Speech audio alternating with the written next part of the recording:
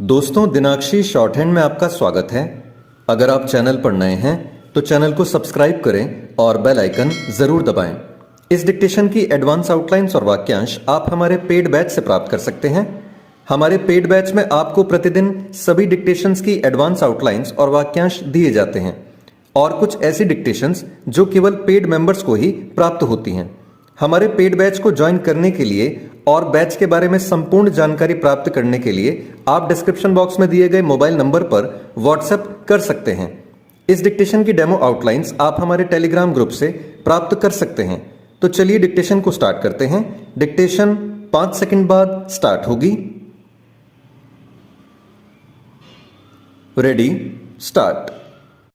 कर्नाटक सरकार ने नई राष्ट्रीय शिक्षा नीति को लागू करने से जिस तरह इनकार किया, उससे यही पता चलता है कि राष्ट्रीय महत्व के विषयों पर भी किस तरह सस्ती राजनीति की जाती है।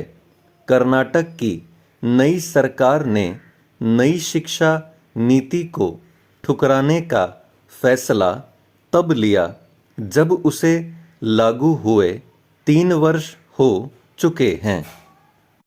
इसका अर्थ है कि पिछली राज्य सरकार ने नई शिक्षा नीति को अमल में लाने के लिए जो कुछ किया वह व्यर्थ हो जाएगा। इससे समय और संसाधन की बर्बादी ही होगी, क्योंकि कर्नाटक सरकार रातों रात अपनी शिक्षा नीति तैयार नहीं कर सकती।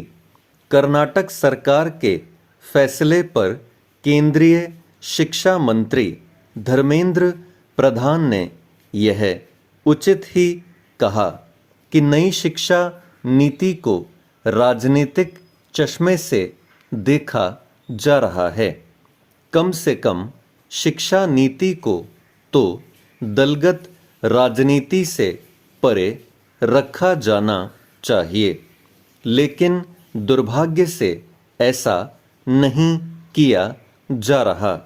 यह तब है जब 3 वर्ष पहले जारी नई शिक्षा नीति की प्रशंसा कांग्रेस के कई नेताओं ने भी की थी। नई शिक्षा नीति को इसलिए दलगत राजनीति से दूर रखा जाना चाहिए क्योंकि उसे तैयार करने का काम प्रख्यात शिक्षाविदों, विज्ञानियों और अपने अपने क्षेत्र के अन्य नामी विशेषज्ञों ने किया था।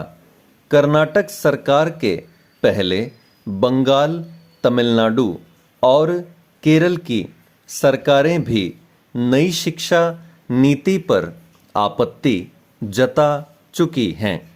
हैरत नहीं कि कर्नाटक सरकार के फैसले के बाद हिमाचल प्रदेश की नई सरकार भी राष्ट्रीय शिक्षा नीति का विरोध करने के लिए आगे आ जाए, क्योंकि कर्नाटक सरकार ने उसके समक्ष यह प्रश्न तो खड़ा कर ही दिया है कि जब हम नई शिक्षा नीति का विरोध कर रहे हैं तब आप उसे कैसे अपना सकते हैं। जो भी हो, नई शिक्षा नीति पर संकीर्ण राजनीति छात्रों के साथ साथ देश के भविष्य से भी खिलवाड़ है। यह सही है कि शिक्षा समवर्ती सूची का विषय है और राज्य सरकारें केंद्र की ओर से तैयार की गई नई शिक्षा नीति में कुछ संशोधन परिवर्तन कर सकती हैं, लेकिन इसका कोई औचित्य नहीं कि वे उसे सिरे से खारिज कर दें या फिर उसके प्रावधानों के उलट प्रावधान बनाएं। कुछ गैर भाजपा शासित राज्य सरकारें ऐसा ही करना चाह रही हैं। इन राज्य सरकारों ने नई शिक्षा नीति का विरोध महज केंद्र सरकार के प्रति अपने विरोध को धार देने के लिए ही किया है।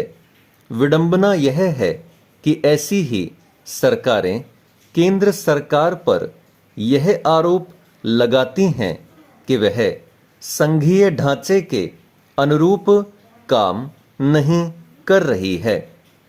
नई शिक्षा नीति को लागू करने से मना करने का कर्नाटक सरकार का फैसला यह भी बता रहा है कि किस तरह सत्ता परिवर्तन होते ही शासकों की प्राथमिकताएं बदल जाती हैं।